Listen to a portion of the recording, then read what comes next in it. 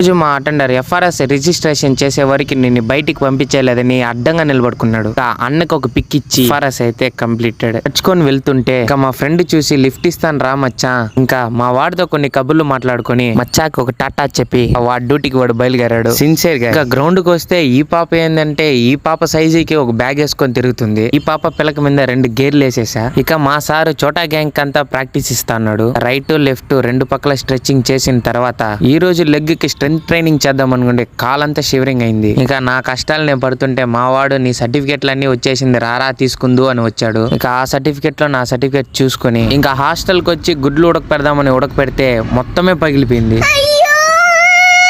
సర్లే ఇంకా మనందా మిస్టేక్ చేసినామని చూస్తే ట్రై మొత్తం చాలా గుడ్లు పగిలింది. గుడ్డంతా క్లీన్ చేద్దామని క్యారీ తెస్తే ఆ క్యారీ కూడా పడిపోయింది. ఏందిరా నాకు వచ్చిన బాధలని ఇంకా క్యారీ తెచ్చిన హాస్టల్లో పెట్టిన ఖుష్బు ఇట్లని మింగేసి ఇంకా కాలేజీకి అయితే బయలుదేరిన. అయితే నెక్స్ట్ వీడియోలో చూద్దాం.